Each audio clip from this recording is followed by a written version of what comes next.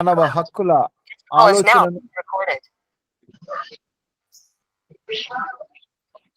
ఆలోచనను కొనసాగించగలిగినట్లు నీవు మాకు ఇచ్చినటువంటి ఈ అవకాశాన్ని బట్టి మీకు వందనాలు. ప్రతి వారము మా యొక్క అనుభవాలను ఒకరితో ఒకరు పంచుకోగలుగునట్లు, తద్వారా దేవుని యొక్క నడిపింపును గ్రహించగలిగినట్లు ఈ యొక్క ప్లాట్ఫామ్ను సిద్ధం చేసి నడిపిస్తున్నటువంటి నీ దీన దాసురాలను దాసులను నీ యొక్క పరిశుద్ధులందరినీ కూడా నీ కృపలో జ్ఞాపకం ఉంచుకొని దీవించమని యేసునామమున ప్రార్థిస్తున్నాం తండ్రి. Amen. Amen. Thank you, Pastor Garu. It was so wonderful. So, participants, you're all distinguished, and I have nothing to do, but in God's grace, we are all together. We are very, very far off, but still, as brothers and sisters, we are meeting. And I hope you all can hear me. Let me put my sound better. So, I'm sharing the small, only 4 slide show. So, this is our agenda discussion today: anti-Christian violence and human rights violations. We are free to express our opinions. Nothing is right, nothing is wrong at the same time. And I called Kori Vinayak Garu and Medidi Garu and Vijay Razu Gaddapati Garu. Eventually, they will be joining, I believe. Yeah.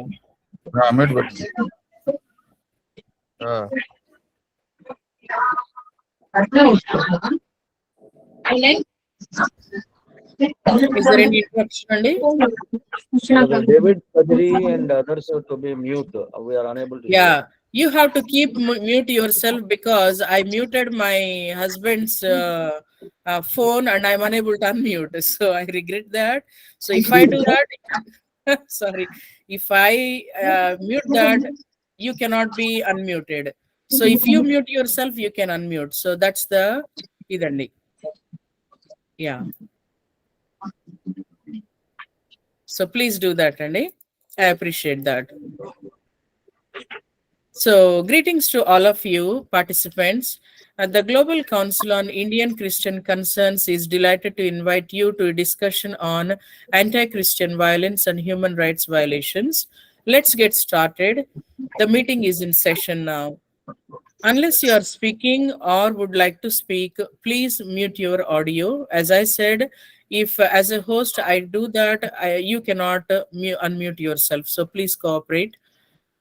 We are here to express our opinions, share ideas, listen to others, and petition the chairman or the president of AP Christian Council to the chief minister, sir, eventually. Civil, respectful, and courteous ways of expression are encouraged and appreciated. You can turn or turn off your video while talking or while speaking. That's up to you. The agenda of the session is as follows. We are flexible. Participants may show up or may not show up. So let us be more filling other shoes also because we are experts in other subjects also. Okay, so is it good? So if you like it, we can go ahead and put a like thumbnail or something so that you're all hearing me. So the agenda is like this. I'm done with my introduction and a statement of the problem will be read by Dr. Solomon Basimallagaru. I can stop presenting now.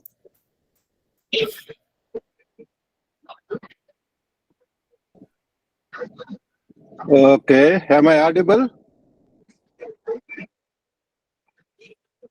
Yes, Sir, Anna. you can go ahead. Okay.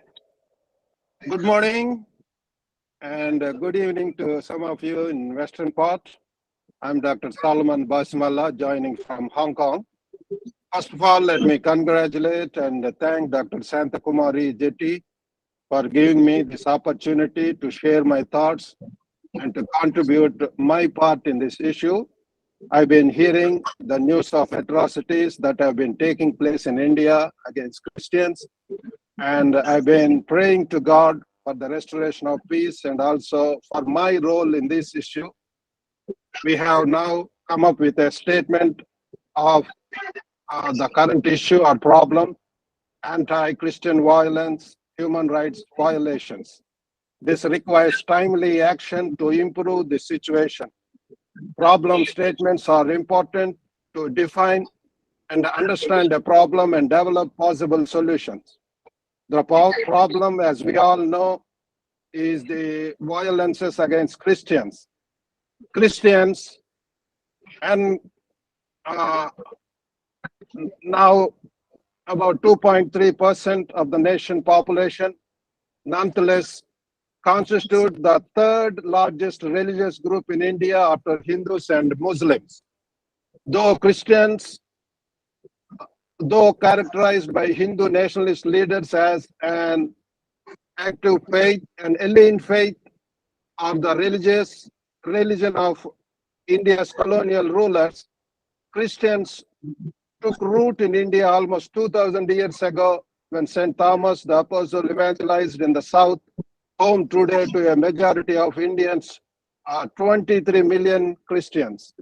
Until recently, Christians enjoyed a relatively peaceful existence with the majority Hindu neighbors. In the past several years, however, Christians have become the target of a campaign of violence and propaganda orchestrated by Hindu nationalist groups.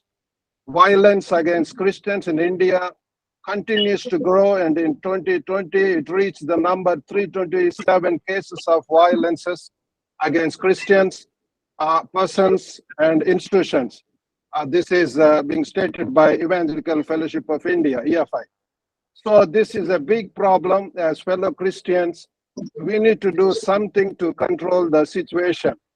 And my next speakers are going to explain the background of the problem, causes of the problem, current state of atrocities against Christians in India, government response to curb anti-Christian violence and persecutions, and social justice and physical violence, property vandalism, current state of Dalit Christians, social identity, and these are some of the things our next speakers are going to speak. To sum up, let me read out. Anti-Christian violence is religiously motivated acts against Christians in India. It is often due to the fear of a drop in the number of voters for the then emerging political party in India, the BJP, in the 1990s. Few politically backed organizations are behind the violence against Christians in India. When India became an independent nation in 1947, its founding fathers intentionally constructed it to be a secular society, acknowledging the profound diversity of religions that exists in the society. In such a context, Christians of India have existed peacefully with other religious communities. That is until the late 1970s, when peace was breached by a series of attacks against Christians. The latest example occurred in the summer of 2008 in the state of Orissa, in which persecution killed 157 Christians and injured 18,000, as well as causing widespread damage to properties, including the burning down of homes, schools, and churches. And these disturbing incidents raise a series of questions and concerns. Why have these acts of violence occurred against Indian Christians? Anti-Christian violence comprises violent acts that are committed by groups, individuals who use nationalist, religious, fundamentalist motivations or goals as a justification for their actions and represent a distinctive attitude of certainty as to the ultimate truth of one's religious beliefs. The Hindu nationalists see Christians as the carriers of a foreign, individualistic culture who seek to undermine Indian identity by converting non-believers into Christianity. Bauman, the author of Anti-Christian Violence in India, noted that material and political interests would cause motivating violence and acts of force on the weak. A major driver of the violence is the scapegoating of Christian for globalization's effect on traditional values. For example, most Christian converts are Dalits who are looking for a way out of their disadvantaged status in the caste system. According to the Human Rights Watch report, Christian institutions and individuals who are singled out for violence in response to their efforts to promote education, good health, and financial independence among the members of the tribal and Dalit communities. The Human Rights Watch report also noted that a significant reason for the publication and circulation of anti-Christian propaganda and the acts of violence that it contributes to is a vested interest in keeping these communities in a state of economic dependence. In 2008, the National Commission for Minorities reported that the perpetrators got their support from the state governments, which were controlled by the Nationalist Party and its allies. Anti-Christian violence also intensified for a decade or so in various central Indian and South Indian states. Okay, once again, I thank Dr. Santakumar Jetty for giving this opportunity to participate in this discussion. Thank you. Thank you, brother, so much, and you did a wonderful job. Now I'm turning to myself in dealing with the causes of the problem, okay? Causes of the problem for this anti-Christian violence. So I have a couple of points that I made myself, so I will discuss. I will not read through it, but I will discuss through it. So violence is that any physical violence or metaphorically as an intentional or malevolent wound to human being and also damage to the property where the place of worship or articles of worship are destroyed or defaced. So the causes, the first one I came to know research was intense nationalism. So, religion is a central feature of human life. So, everybody wants to play around it. But nationalism is evolving to be more powerful than religion itself. So, the perpetrators forget the fact the multi ethnic fabric of India, because it is like a quilt and it was stitched in a beautiful way. However, they wanted to make it as uniform as possible, and they try to forget their own philosophical ideas, I believe, because the very own fabric of they just don't want to. Luckily, they don't want to preserve. So, are the so called Dalits, both Christian as well as non Christian, should hang on to the dominant caste in terms of economic dependency and exploitation and be exploited for a proto nationalist sentiment? So, think about that. That is intense nationalism issue that we are seeing here. Second factor is social fear. So, is there a fear of globalization? Is there a link between globalization and Christianity is viewed as a liberal religion that detaches Christians from its mother nation? It has never happened so. When our forefathers uh, in 1850s they accepted Christ during the first CMS missionaries came to Tamil Nadu and coastal Andhra Pradesh. We were the same, our forefathers were the same, and we still are the same. We don't want to detach that a country itself was detached from our country 70 years ago. So we still want to be linked.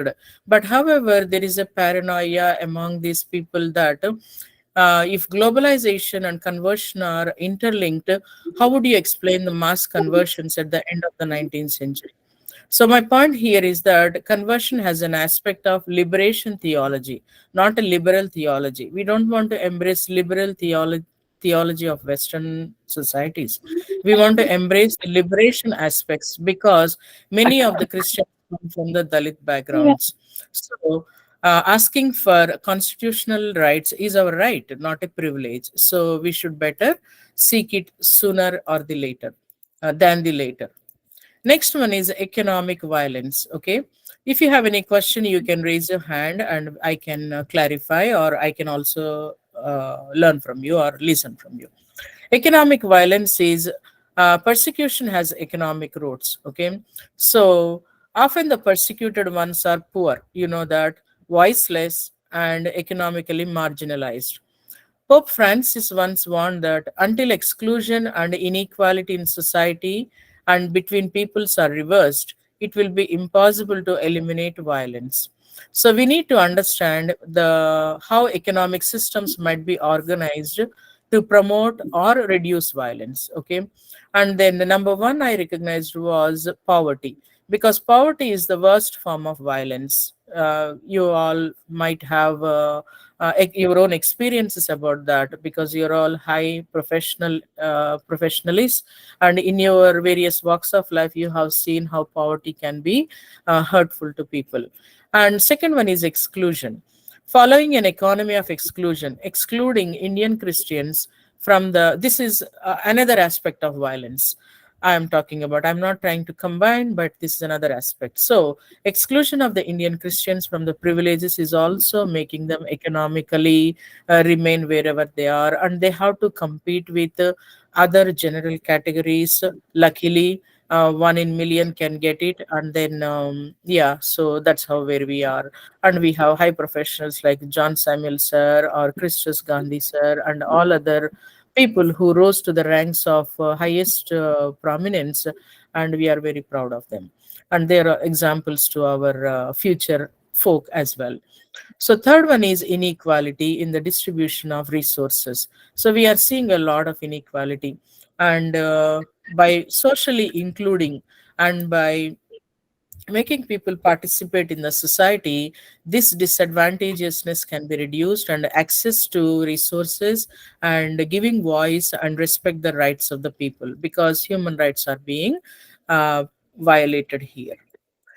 The other one I noted was gender based vulnerability, because I was looking at many reports of molestation or crimes on women, nuns, and like you know, there are so many cases, that Kerala nuns case and Jabua nuns case and Kandamal nun gang rape case and all those things, and there are so many that are unaccounted for, especially on the married or unmarried and girls and marginalized populations. So this gender based violence on Christians should also stop as soon as possible. The other factor that I noted was political. For the past 25 years, the voice of religion can be heard in political discourses and calculations. When we were children around 80s, we did not have this kind of influence of religion on politics, if I remember very well, in my school days. But these days, since past 25 years, you know what I'm talking about, the Orissa cases and all those things. In order to, the fear of losing the vote base among the converts or the base caste is making atrocities more and more on these people. We are not hearing atrocities on forward caste. I'm not calling them upper caste, because I don't want to. I want to call them as forward caste only. Maybe I'm wrong, but you can correct me later. So efforts to become self-sufficient should not be curbed at any cost, as the Constitution guarantees freedom to pursue a livelihood. Everybody has a uh, right to pursue livelihood according to Article 15 of our Constitution. I surprisingly I came across a unjustified claim. Okay, I will read through it. How far are the Christians or the converts are associated with the powers of globalization? That's a question. Then, what are the levels of association of Indian CEOs and larger Indian tech forces in the MNCs? You know the names of Satya Nadella, or if you think about in that line, uh, in the MNC forces of globalization. Is that not affecting intense nationalism? All these Pepsi, Cola, or MasterCard, or Twitter, or Facebook, or YouTube, all these Indian CEOs, is there any Christian over there? You are seeing, right? And then why do they link up nationalism with globalization, conversion with globalization? So there is no, it is baseless. So my point of argument is that what is the justification here? What percentage of Christian employees are sent from India by the tech companies on work visas? Okay. Also, think about the level of growth in the casteism among the NRIs in Western countries. Note that there is a growth of caste-based organizations and party-based organizations in the United States, and I'm not sure about Australia and other European countries. Even though I lived in UK long, long ago, which was nearly 15 years ago. So, finally, to wrap up, dear professionals, I can conclude that Christians remained faithful in the past 150 years or past 70 years, okay? And they will still remain faithful. I mean to say that. And we will still remain faithful and follow our motherland customs. So, we should have a secular nation. So, this is our demand. It is not something we are not asking from nothing. So, we should act in their own interest, whether convert or not, and no one has the power to influence it. We can follow our Christian faith. Anybody can follow any. But however, when it comes to opportunities, it should be equal by reducing the inequalities. So, with that, I wrap up my causes of the thing. Thank you so much. Next, I hand over to Sri Sudhakar Neil Garu for discussing the background of the problem.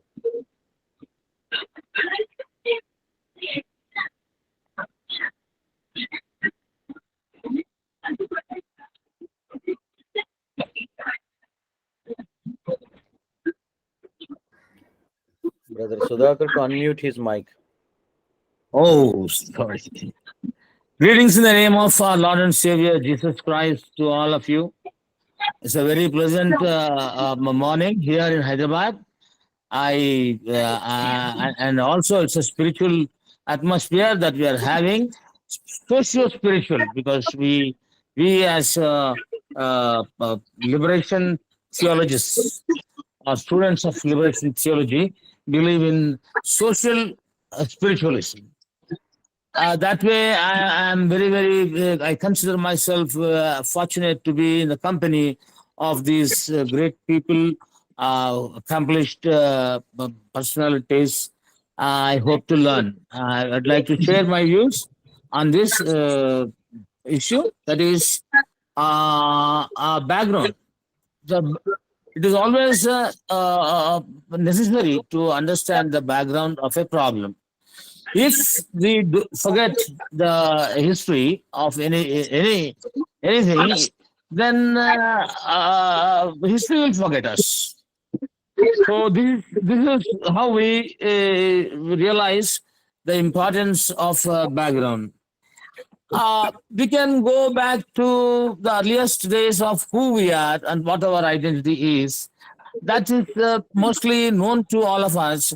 So probably without dealing for long on that subject, but at the same time, slightly touching the subject, we can move on to the latest or the most modern developments that have made us what we are today, what our circumstances are today, and what the problem is today, how the circumstances are contributing to today's problems. That we can assess.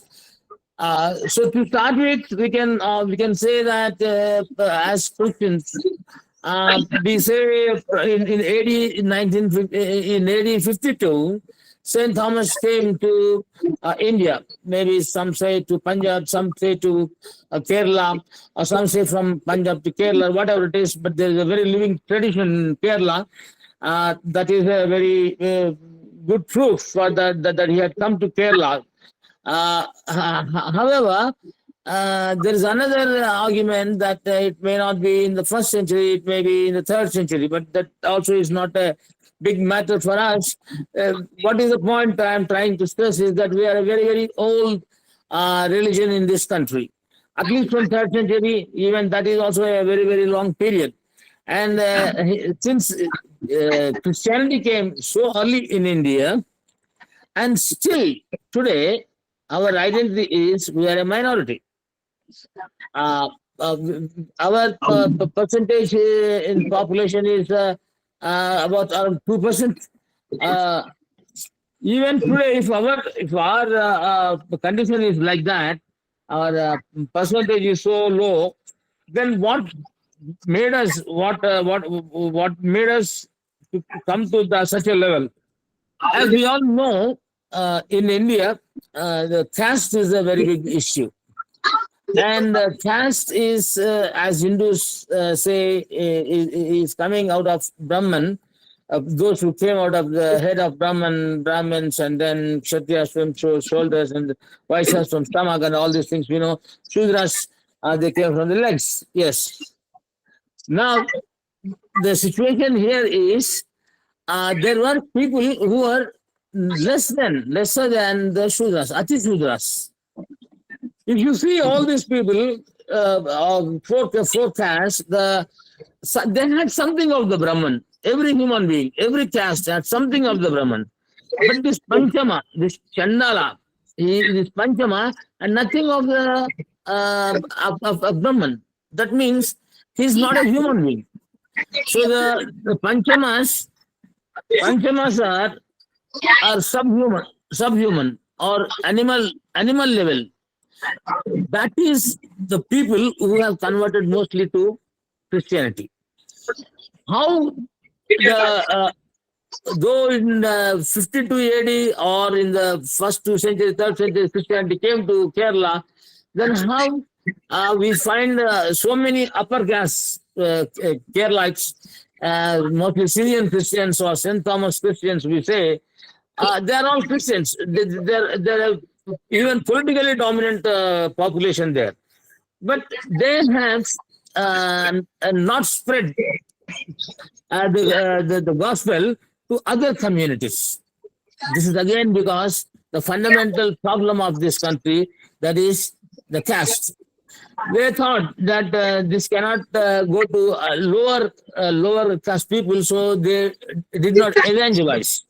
So with this, the lower caste people or even other caste people, they did not convert to Christianity. Those who converted in the first century or something like that, their families, they developed and they retained their identity. So with this, what has happened is only our population remained like that. Otherwise, by this time, from 50 to 80, we would not have remained a minority. So our background is today we are a minority.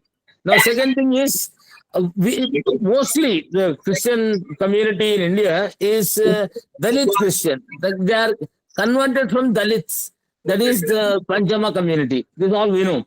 But when Panchamas are there, then if we are not, if the Chaturvarna system is there, and then we are becoming fifth one, then we do not fit into Hindu community at all. So even Baba Sahib said, Ambedkar said that we are not Hindus, and our gods were also different.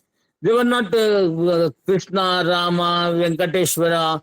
These are not the gods SCs used to worship till another about a century or 2 centuries back. We had a different festivals, we have different gods, and all these things are there. Kanchaila, why I'm not a Hindu. In that book, he has very clearly dealt with this subject. So the point here is again, this people, they became alienated twice. Once because they were Panchamas, and second time because they became Christians. They were considered as aliens. So we became, after we came into another religion, they said it is a foreign religion, and then we have some, we don't have that Indianness. But we have remained in Indians. We have no extra territorial loyalties here. We have not divided the country, and all our missionaries have served the society. So it is a misconception. So all these things, when they were happening, we the Dalits at least have got some support from the reservation system, some support.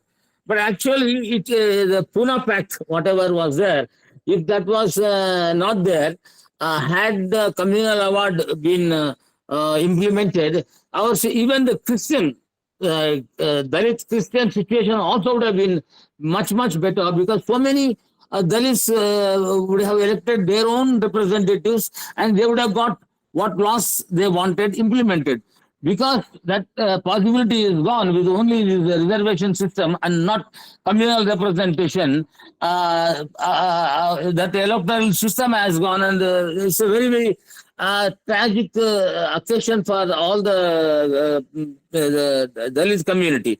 So then came another occasion, that is when Rangnath Mishra commission submitted its report in 2007.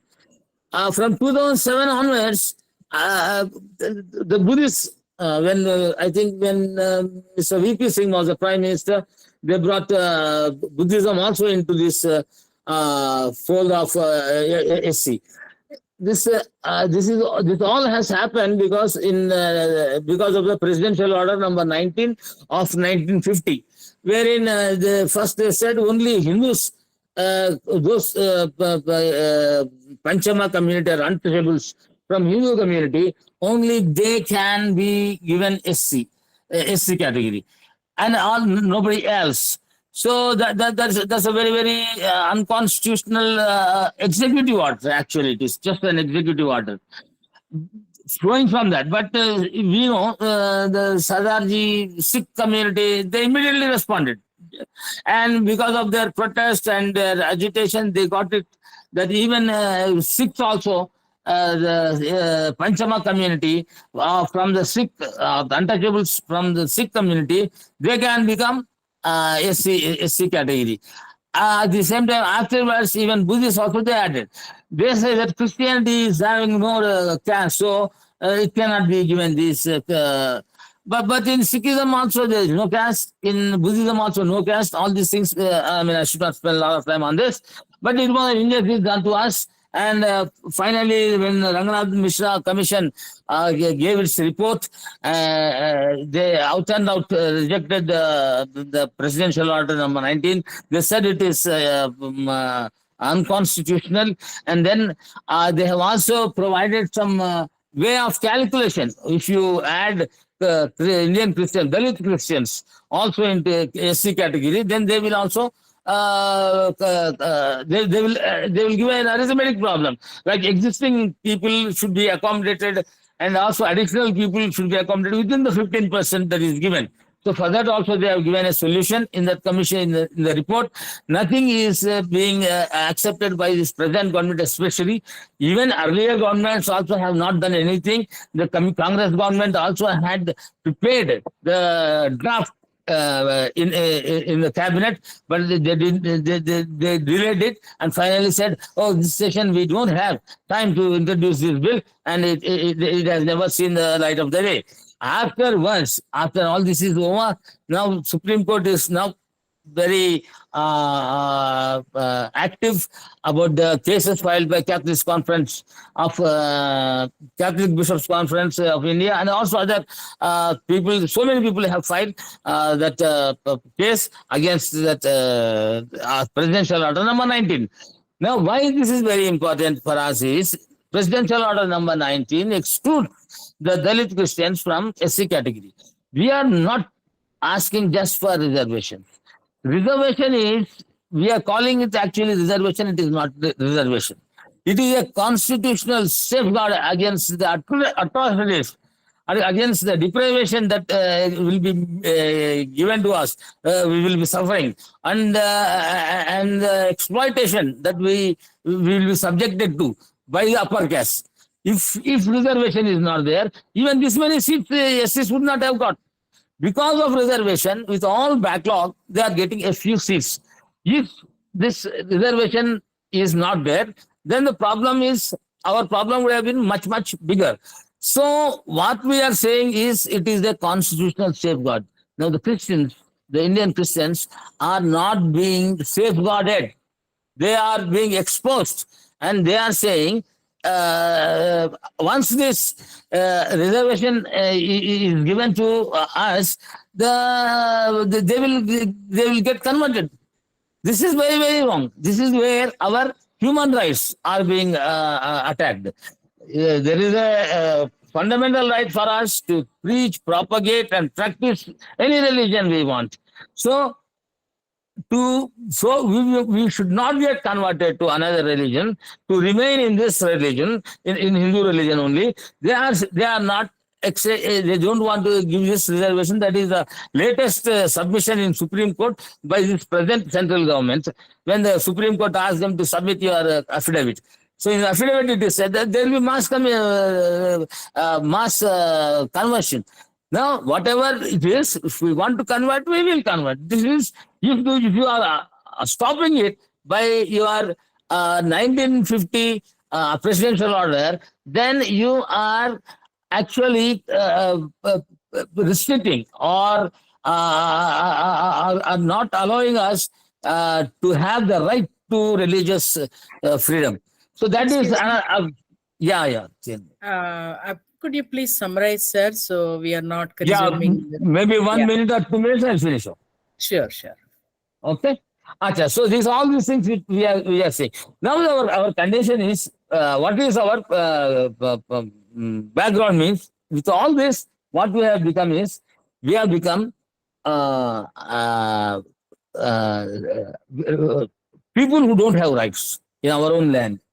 We have no freedom to exercise the religious freedom, because once we exercise the religious freedom, we are losing our safeguard. That is one thing. Then we are divided. We are a divided community. Even within Andhra Pradesh also, we have Mala Maliga Christians. Now, if we want to say that in Kerala, upper caste Christians are there, here that is wrong. But first, we should see that even in the present church in Andhra Pradesh also, Mala Christians are different, Maya Christians are different. They may meet, talk, all these things are there, but they don't get, when it comes to intermarriage, there is going to be problem. So we are a divided community. We are a what is it called? We don't have any safeguards. The third thing is, we are a minority, and there is a government which believes in majoritarianism. So against that majoritarianism, we have to live. So as a minority, we have got this problem again. And finally, what I feel is, it is all these things combined together. We have a church failure also. Why the church cannot solve the problem of ABCD? Why can't we say, as Christians, why can't we say that we will solve as brothers? We can solve. Telugu Party introduced this ABCD, so that's the problem. Within the church, there is a teaching in our churches. Political is dirty. Politics is dirty. We belong to other world. Our kingdom is there.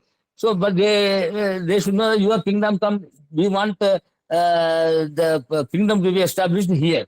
So that is not happening, because there are some people who don't realize that days have changed, and they say that we don't want to participate in politics because they have seen only politics in India. Otherwise, in all the European countries, there will be Christians, and they will be, if they don't do politics, political activity, who else will do? And finally, these people, they don't realize that they are the rulers. We are the rulers. In democracy, people are the rulers. If we don't do politics, if we don't go into politics, if we don't exercise our right, then you are failing as a citizen, and you are not participating in the ruling that is given to you, in the political activity, the administration, all these things, governance, all these things. If you don't want to be there, then you are at fault. So the problem with our Christians is, the church is also not encouraging. All this liberation theology is there in theological colleges, and when it comes to outside the church, they don't teach all these things. I'm sorry I have exceeded my time. I hope I have given the existing condition of the Christian community, and what has caused the background. Against this background, I think we have to see what to do. Thank you so much for this opportunity given. Thank you, ma'am. Thank you, sir. How long it took, I don't know. Okay, no problem. Yeah, we have some patience. Okay, so the next, thank you for everything for bringing that. And current state of atrocities against Christians in India by Sri Kurivi Vinay Kumar Garu, founder of Dalit Bahujan Front, if I am correct. I'm audible. Hello. Yes, sir. Okay. Good morning, everybody. I'm 1 minute, sir. Please take between 4 to 5 minutes or 5 to 6 minutes. okay. Yeah. Not much. I'm happy to see all the people on the screen. I'm very thankful to Dr. Kumar Garu. This is a good initiative. I'm appreciating the initiative to take forward the issue, pending issue of the long standing. This is the major issue of the perceptual level. The point is the Indian church, earlier it is a missionary.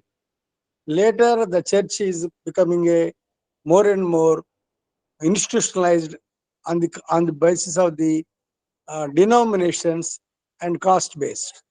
The church role is regularly decreasing in the process of the addressing the social issues of the community. Earlier it is there. It is a comprehensive, church is earlier a comprehensive institution, but nowadays it becomes a more and more individualization taking place in the context of the globalization. So my understanding in my experience of the in the protecting the rights of the Dalit community, particularly scheduled caste origins, of the many of the people who are facing the real problem in the uh, very nook and corner of the community country. These people have in access to the uh, governance and in access to the support of the community support. Earlier, there is a consciousness, collective consciousness in the community, in the name of the Ambedkar ideology, in the name of the Christianity, in the name of the a community with the feeling of we. Now in the context we are living in a context of the I.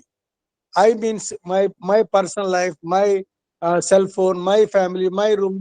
In the context, in this context, the people are more suffering. The vulnerable communities who are living in the at the community level, grassroots level.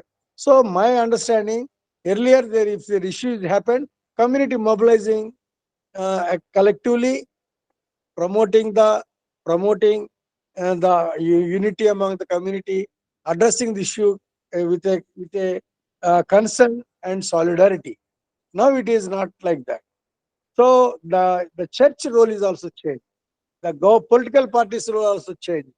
The social activism also changed. The governance system also changed. So in that particular context, now we are seeing the dependent the defending the human rights in the vulnerable communities, among the vulnerable communities, and now it is a big challenge for us to address this issue. We have a lot of acts, protective mechanisms, and also we have a enlightened community leaders and the political leaders and the administrators in that context. So we are not listening, we are not supporting, we are not associating with the victims. The victimization is taking place in this context. So the perpetrators are differently, they are organizing in a different mode. It is exactly the opposite mode. The majoritarianization, the politicalization, and the targeting the weaker sections in the name of the religion, in the name of the caste, in the name of the other exploitative systems of society. My understanding, the scheduled caste origin communities should rethink about themselves. As a community, we are victimized and also we are discriminated and divided by different aspects in the name of caste, subcaste, and the denominations and the occupations. We are multiple subdivision is there. Now we will rethink about the community to address all these issues as a collectively and politically politically. In my understanding, in the villages there is a dominant caste. There are a dominant caste, particular region, particular place. So we have a concept of the Christians are one among them. In the Christian community also, there are the dominant castes, there are the intermediate castes, there are the scheduled castes, scheduled tribes also there. They are not together as a community. They have a different identities. They are using the identities for in their personal and family issues and caste issues and the religious issues. But they are coming together as a community. Christians, they are claiming as a Christians, but they are practicing the Christianity. So my feeling is in the rural villages particularly, there is a customs are there. Caste customs are actually the ruling class is using the caste, the కుల కట్టుబాట్లు. We are calling in Telugu కుల కట్టుబాట్లు. కుల కట్టుబాట్లు is nothing but the governing, the Manudharma Shastra is operating in the name of the కుల కట్టుబాట్లు, కుల కట్టుబాట్లు, and they are using as a governing class. They are converting them as a governing class. There is a clash between the administrative class framework operating addressing the atrocities in the to address the issues where there is a community. They're coming together as a community, as a dominant caste in the name of the caste. So the victimized community is becoming isolated, and they are politically divided and religiously divided, caste-wise divided. So they are targeting the easy targets to the nowadays to the Hindu fundamentalism or the dominant caste hierarchy and the political hegemony in the society. So my understanding is it is happening not only in the Andhra Pradesh, it is happening entire the country. So you can see in Maharashtra, there is a torture, there is atrocity on the Dalit woman, and mother and children are beaten by anything. So using the Ambedkar name as a bike, as a Ambedkar sticker Jai Bhim on the bike, they are beaten. So there are number of cases in the country, but the community is rising sometime not rising. So my understanding is we are divided in the name of the different differences, but we will come back to rethink in a politically, in a contextually. My understanding is to address the caste as a primary unit. Why the caste is becoming more and more violent? Because it is actually the byproduct of the religion, the so-called dominant caste ideology. It is also imbibed in the Christianity, also in the imbibed in the so-called Ambedkarites also. So we will realize ourselves. We will realize this is the high time to realize ourselves as a human rights defenders. In the framework of human rights defenders, in the framework of the civil and political activism, to promote, encourage in the community, we will rebuild the community, unifying to address these issues as a politically and socially and culturally together. We have a we are Christians, we are Buddhists, we are Ambedkarites, we are Hindu. We have no problem, but we will come together as a community, scheduled caste origin. My point is, if you are thinking ourselves as because with that perspective, Baba Ambedkar made this constitution to protect the community. Scheduled caste origins are he fought with the Congress, he fought with the Gandhi, he fought with the Britishers as a scheduled caste is a separate identity.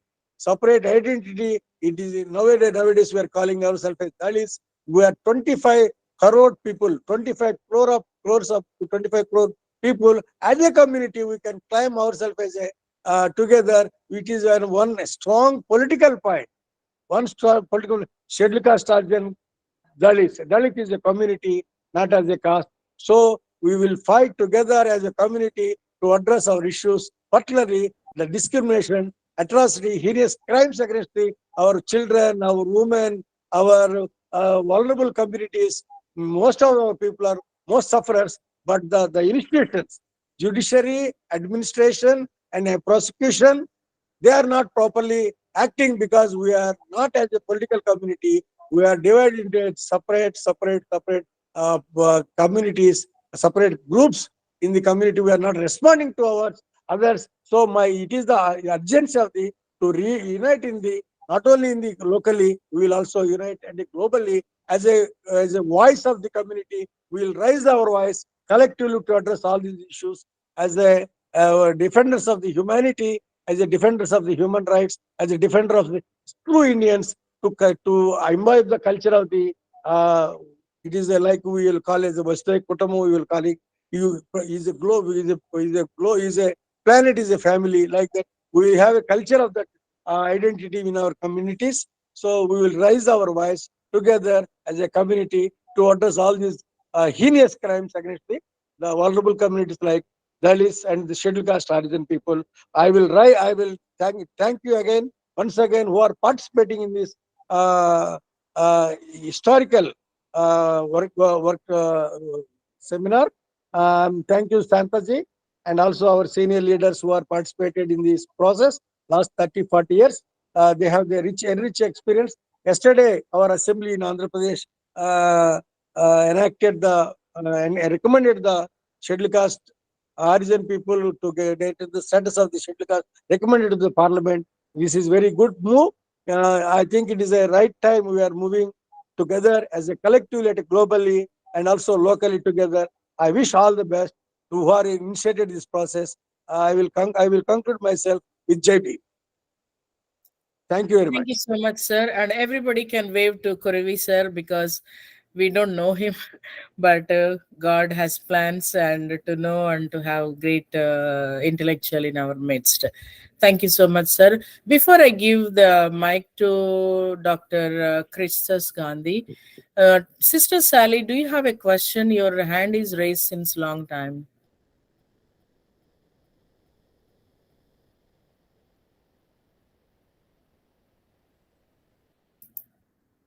Can you unmute yourself?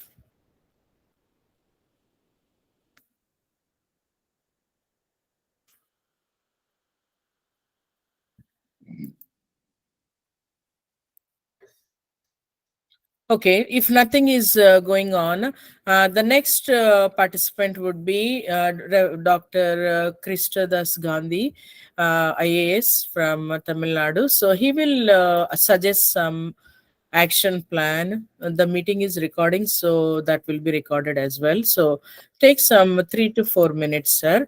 So because we have little discussion later also. Thanks for calling me. I will dwell upon two aspects. The aspect of so-called violence on Christians in India in current times, and also on the Sandor or Dalit Christian issue. One, the violence, the anti-Christian violence is, we have to understand in the pragmatic perception what's actually happening. It's not as if the whole community is ganging against Christians in India. It doesn't happen that way.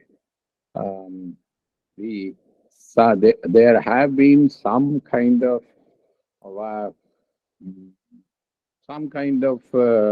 hostile attitude shown against Christians, but that is confined to certain areas. Certain areas like um, mm, the preachers going somewhere, evangelists, they getting cornered, or prayers being conducted in private houses being objected to. These are the kinds of things that have surfaced in recent times. But you don't have the situation of any regular church being under attack and all that. And uh, this hostility is shown by select people and not the general masses as such. What deeper things that is happening is, number one, Christian institutions are gagged for funding. For example, Christian NGOs getting funds from abroad, they are getting gagged. Similarly, funding coming from Christian outfits abroad is also being controlled. This is being done by the government as such, not by any people's organization or communal outfits. The communal outfits are only the RSS people here and there who these actions are test checks. How the community is responding to these acts and how the government should react to these acts. And that is how they have been carrying on these things for the last 2 years. If I have to dwell upon the situation in Tamil Nadu, as long as the ADMK was in rule here, the last about 10 years, and since they are in alliance with BJP, they were tolerating such of these things. But now the situation is quite different. I don't think the government is keeping mum over these issues. And if anything happens anywhere, the law comes in place. So this is at least the situation in Tamil Nadu. And maybe the situation is little different in places where BJP is rule, where the government, the attitude of the government may be under question. But in other places, broadly, the governments on these violent episodes will be coming in to check that. So this is the scenario that we have to keep in mind, and there should not be a heightened sense of fear or anxiety about anti-Christian violence in India as such. Number two, in Tamil Nadu, Tamil Nadu is a different scenario than the other states in the sense AC Christians, I call ACs as Sandros. I don't want to call them by other names, other epithets like underprivileged or minorities or Dalits or even downtrodden. So Sandros means nobility. The AC community consists of noble people. Therefore, let them call them Sandros. So these Sandro Christians, I am also averse to this terminology, converted Christian. I don't know why you people use the terminology converted Christian. Somebody in some faith is that's it. Somebody in the Hindu faith is a Hindu. Somebody in the Christian faith is a Hindu. And how did it originate into the religion is not a matter for discussion. We don't call anybody a converted Hindu. We don't call anybody a converted Muslim. We don't call anybody a separate Buddhist. I don't know why only Christians also. I also find them too fond of using this terminology.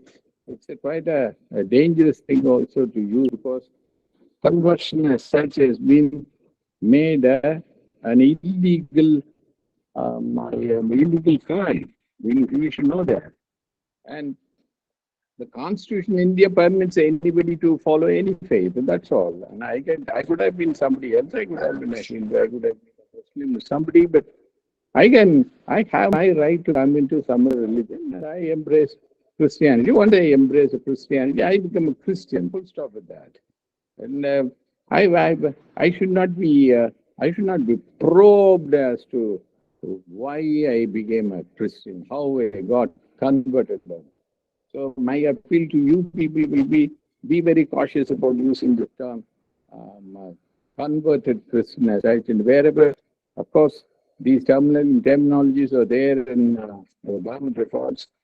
The so-called Sandor Christians or AC Christians or be termed as converted Christians only in the backward classes list. So in Tamil Nadu, these Sandor Christians are also accorded all the privileges that are enjoyed by the other scheduled castes as such, barring the reservation aspects. Only the application of rule or reservation is because it's a government of India thing. Here, the Sandro Christians don't enjoy the rule of reservation. That's all, but they are treated on par with any other scheduled castes on matters of getting scholarship for that matter or any economic benefit for that matter. So I hope Christians elsewhere in other states should be able to prevail upon their individual states to get this kind of a kind of a policy decision from the government. And if that is done, I think most of the things are over. This is the states will respond positively to minorities more than the union government or the government of India, especially the dispensation of the current party in government of India. So this is one thing. Then the next thing is about the Christian campaign on inclusion of Sandro Christians, that Gulf Christian into the SC list. I don't know why it is being hyped up so much. I don't think there is any benefit that will accrue on the SCs as such or the Christians as such by getting this done. It is not, of course, the SCs should be defined as one, irrespective of their religious faith, their belief in any faith. That should be brought in. But it is not on account of getting the reservation as such. If we are saying that as not being in the SC list, somebody doesn't enjoy a reservation, that is a misunderstanding, because SCs, after all, enjoy only 16% reservation at the All India level. They are in that bracket. But anybody else, including the Sandro Christians, Dalit Christians, are in a bigger reservation block. They are in the OBC block of about 30%. So you don't say that reservation is denied to the Sandro Christians as such. So we don't fight for reservation as such.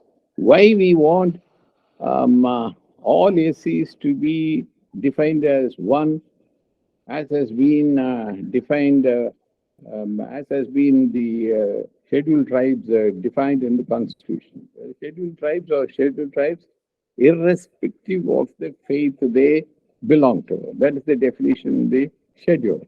Similarly, the scheduled caste should also be defined as one, irrespective of their religious faith. And this is the amendment that we have to fight for. If Christian outfits are wanting the SC Christians as such to be given the status of scheduled caste, this will be opposed forever. Whoever is the regime that is ruling, that comes into ruling. I don't think that a Congress or not only BJP, even a Congress will be averse to that, because parties are not made up of political people. They are again made up of communal people. Congress is no different from, will not be any different from BJP in this respect. So therefore, the effort should be to redefine the term scheduled caste in the Constitution as one which has no reference to any faith as such. If that is done, automatically all kinds of scheduled castes will come over to any faith which they prefer. And obviously, any other religion to Hinduism is a preferable lot for scheduled castes. Whether it is Buddhism, whether it is Sikhism, whether it is Islamism, whether it's Christianity, they would love to go over there instead of remaining in this subjail of Hinduism. Sir, So therefore, that please summarize that and we is can. that is the one. Yeah, I will finish with this. So that should be the direction that we have to adopt. But otherwise, we should carry more of inward kind of reforms within the Christian institution.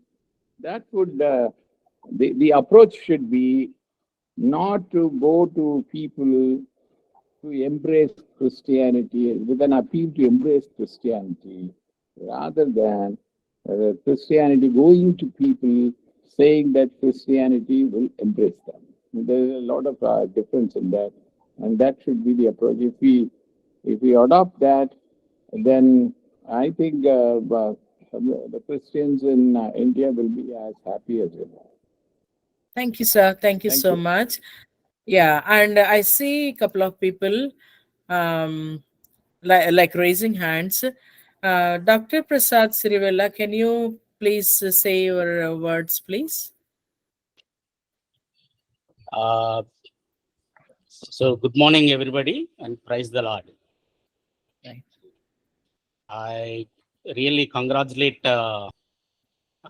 Santaji and her team for this effort to bringing very prominent people to put together and as a group and taking the issue forward.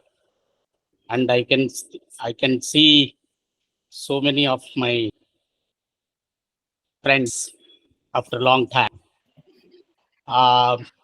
Since I have other meetings to go, that's why I requested Santaji to give some time, and I'll very briefly I'll share my views, and you people has to excuse me to leave. What I found in these groups, there are the people put together have a lot of experience, and there is a lot of knowledge around in that group.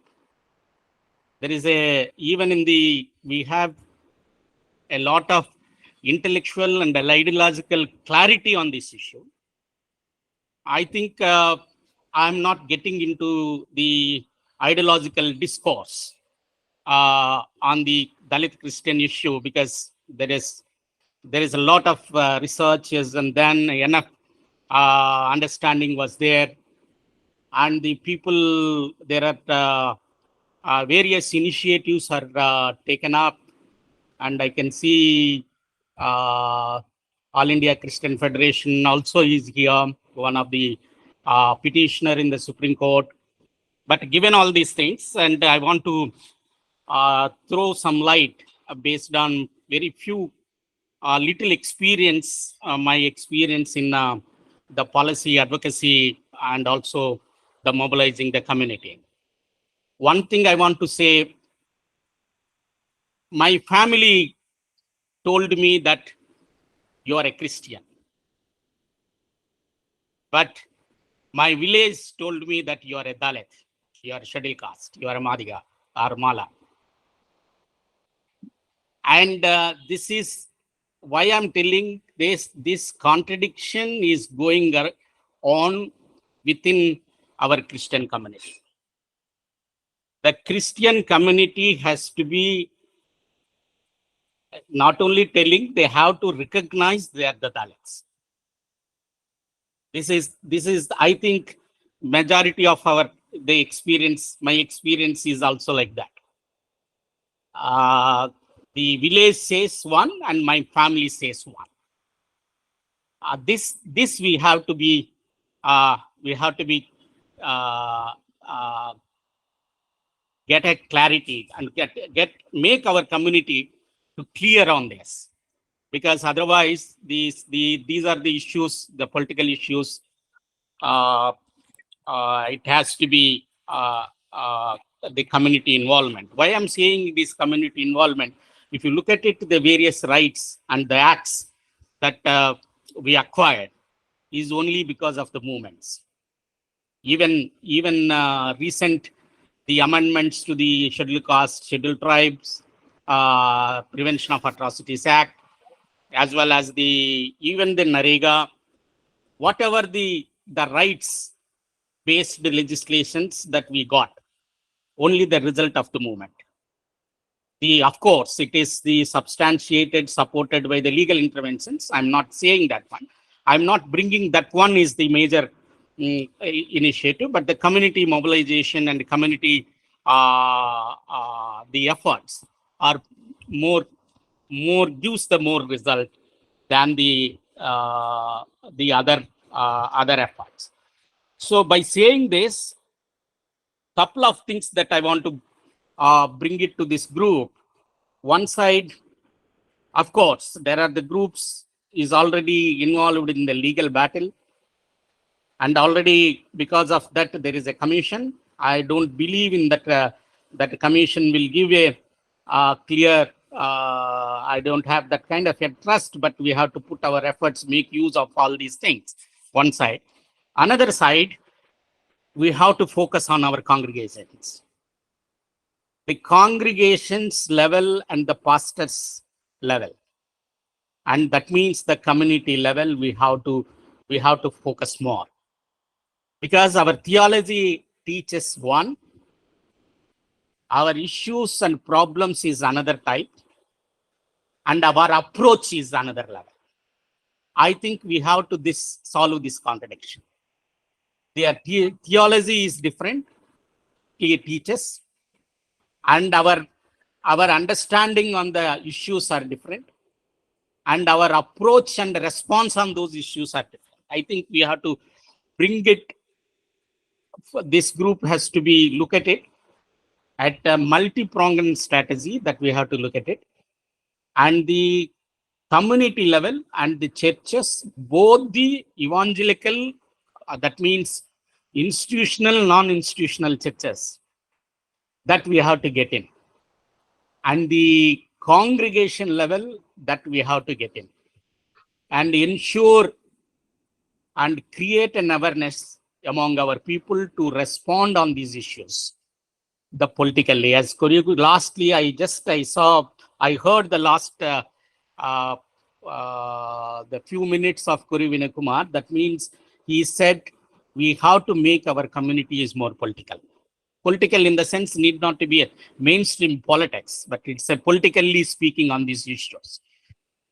So, and acting upon, responding upon.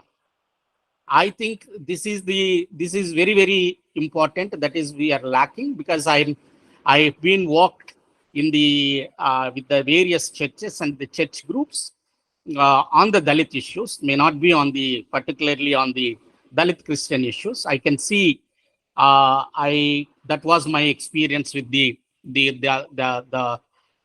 community of the Christian community as such. That we need to, I think this group can effectively address this one, because very prominent people and the congregations also can respect these people's views and continuously doing this kind of a thing. And the community mobilization is not only the community mobilizing our groups, but also creating various, maybe for example, establishing our data on the even we change the religion, we are facing the caste-based discrimination. That to establish that data we need not only the research is not enough, but also various public hearings, testimonials. I think we need to bring it more.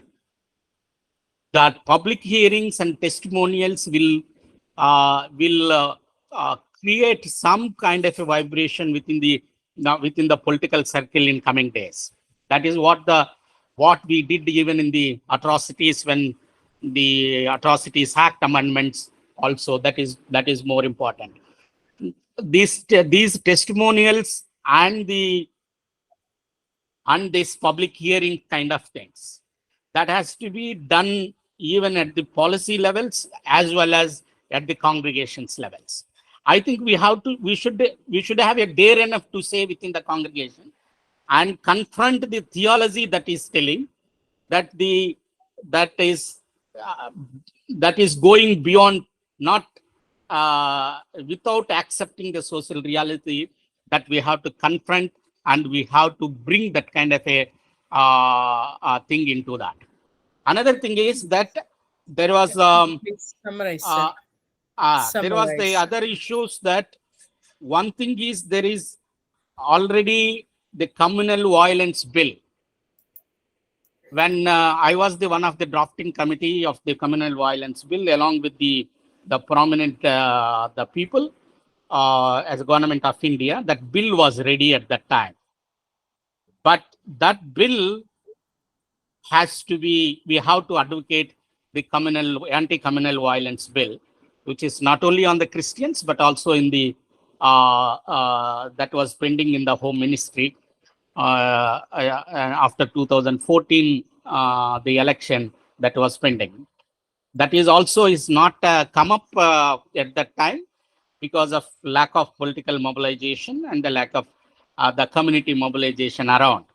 But we succeeded in the SCST Prevention of Atrocity Act, but I failed in the communal violence bill bringing that one. And that is the agenda also we need to look at it. And I want to make it very clear that we have to look at it. We should have one thing is the community mobilization and has to be focused on the congregations levels and the policy advocacy levels, and all these the government's doing, that we have to be careful and we have to take it forward, and whatever the opportunities are coming up, we have to make it useful. And coming day, I think, thank you so much, and coming days I'll come with a clear cut some more ideas. Thank you, Dr. Santaj. Okay. Thank you so much, Prasad sir, Dr. Prasad sir, and it was really valuable. But we are running out of time, so I hand over now to Mr. John Samuel sir. He is the former Chief Postmaster General of India. We are so privileged to have him here. Yes, sir. Please use 4 to 5 minutes time, sir. Thank you. Thank you, Dr. Shanta and other leaders. I do not want to deal much with the persecution and the social injustice, which have been well dealt with by other speakers. I'll only talk about what should be our response as Christians in the face of the current social injustice and other factors that are affecting us. Let me begin with a statement of Mr. William Wilberforce, who was a member of the parliament who was responsible for the abolition of slavery in UK. He says, a private faith that does not act in the face of oppression is no faith at all. Let me repeat it. A private faith that does not act at the face of oppression is no faith at all.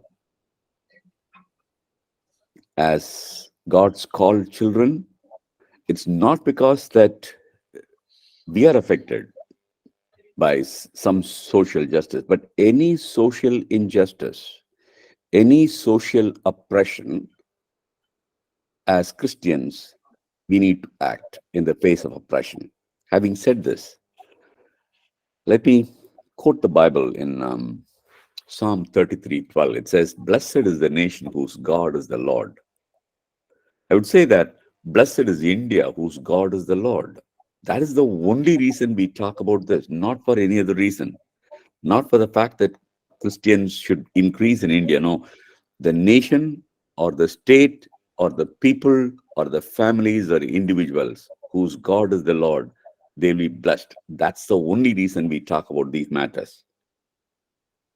Now, let me just bring you 3-4 specific things as to what we can do, as what is our response. Due to paucity of time, I'm not taking much time. Number one is, we have been meeting occasionally, sporadic thing to a strategy. I would say that we should basically have a strategic group, a think tank, which should really, I think this group which has been started, I'm glad, but let's have a think tank as to what we need to do, because we need to be people of strategy, people of thinking. If you recall, Jesus Christ, when he sent the disciples, he said, "I am sending you like sheep among the wolves." And so what you need to do, yes, you will be sheep among the wolves. Therefore, be wise as serpents and be innocent as doves. Quite often we are definitely innocent as doves, but we are not wise as serpents. So what I am encouraging every leader who is participating here, I think we should focus upon strategic things as to how Christians can influence the nation, how we can build these nations, how we can be key people in different areas, in the political sector, in the civil services, in businesses, in science and technology, in education, many areas. Secondly, I would say that we have been working a lot on building our own churches. That's good. I'm glad. But I would say we should move from building our independent churches to building our communities, bring a network of all the Christian organizations together. I know some of you have been meeting here. Can we bring all the Christian organizations together? Because that's the only way. That kind of network can make a huge impact, bring unity, and that will bring a lot of synergy. The third, I would say, today we are all indifferent. I want you to move from being indifferent. Now, probably we are touching only one aspect, but from being indifferent, I want you to be engaged with the society. What is, how do we get engaged in the society? Not just by criticism, not just by talking alone. That will not help. Can we sit in the places along with the government? Can we sit with the chief minister? Can we sit with the governors? Can we sit with the what do you call, members of the parliament? Can we sit with the prime minister and home minister? Some of you may be aware that we have been doing a lot of programs or meeting with the members of the parliament, meeting with the ministers and all. In fact, next Wednesday, we are having a meeting of all the parliamentarians in Delhi, Christian parliamentarians meeting together. Now, unless we start engaging ourselves with some of these people, when we say that we need to really respond to this problem as Christian organizations moving together, can we go and meet the governors? Absolutely possible. If you require help on those areas, whichever state that you want to go and meet the chief ministers and governors, we can definitely make arrangements. But as Christian leaders, we should get together. We have a Christian minister, Mr. John Barla. Thankfully, we have one minister who is from a Christian community. He's a Christian tribal, Mr. John Barla, Ministry of Minorities. Now, as Christian leaders, we need to go and meet with him, and through him, we can go and meet the home minister and present everything. So we need to get ourselves engaged. If we don't get involved in government, society will be driven by people with personal agenda. But if we get involved and engage in government, society will be filled by people with godly agenda. I would say that we can't influence from a place of isolation. Our influence comes from our engagement with the society. Finally, let me end with this statement. This is an Esther moment. Please understand. This is not just an age of persecution. Don't think that this is a time of, because Jesus Christ said there will be persecution. No doubt about it. But if you understand that this is an Esther moment where there are many Hamans who are ready to pounce upon you, what should be your response? Don't be silent. As Esther said, go, gather the people, fast and pray. I will also go before the king. If I die, I die. This is the Esther moment. Don't be indifferent. Don't be silent. This is the time we need to gather together, gather all Christians across India, across the world, because this is the Esther moment. The community is in danger by a small group of people. Our response will be, can we gather together? Can we pray together? And third is, can we really engage with the government? Act like Esther. God bless you. Thank you. Thank you so much, sir. So much wonderful, excellent, and motivating message you have given, and we shall take you forward, sir. I now hand over to Professor Rajamohan Rao Garu in discussing delay in applying constitutional provisions. Okay, briefly, sir. You know the time is getting.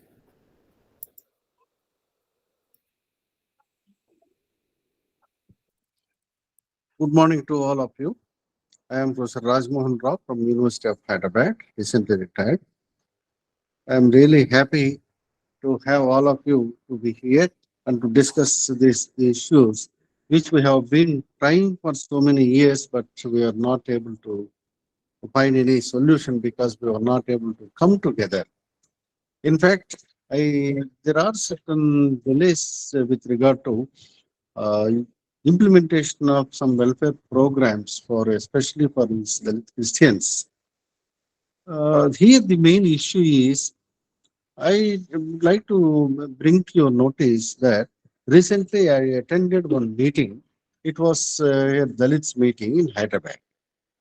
In that meeting, it was organized by BJP people, and I attended that meeting for some condolence meeting. In fact, then all the people they were talking about only against the Christians. They were telling first we have to oppose the Christians. These Dalit Christians, especially, they are against us. So we should fight against them. They were talking throughout the meeting. So that means here what I want to tell the point here is within the Dalit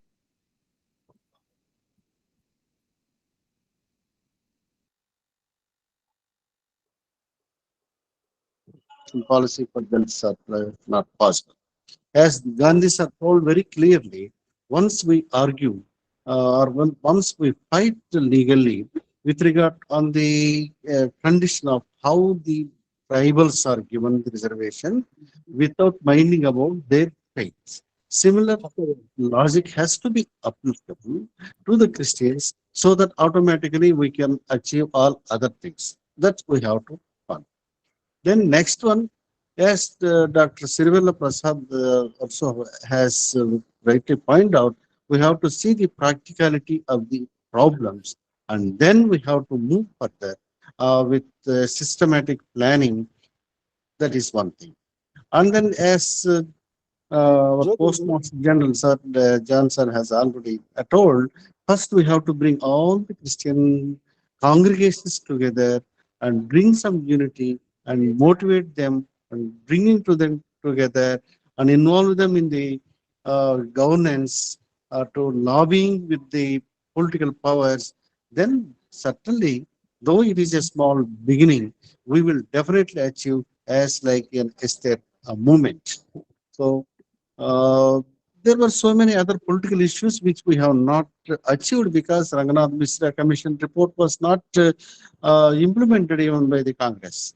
As Gandhi sir has rightly pointed out, this Congress is not different from BJP because all the monkeys have the same mouths. They are against the they want to satisfy a group of people in order to achieve the political advantages. So here, based on this meeting's agenda, this meeting's out discussions are very, very crucial, very, very important. Based upon these ideas, we also have to chalk out some workable plan in order to find out some solution to this problem permanently. I hope this we will definitely will achieve. And finally, I thank especially Dr. Santa Madam and Dr. Rakumati Nagesh Rao for initiating this meeting. And also, I thank other members who spoke very well, of course. Uh, these are my views only because at this point we need not discuss more how to move about and all. Based upon the discussion, further we will try to find. And all, I request all the members, those who have attended, to attend continuously so that we can find out some solution. With this, I thank everybody for having me on this opportunity. Thank you very much. Thank you very much, sir. That's so wonderful and brief of you and very valuable suggestions. Next, we're gonna hand over the agenda to Pastor Gaddapati Vijayaraj Garu, President of ASCF, to talk about on physical violence and property vandalism.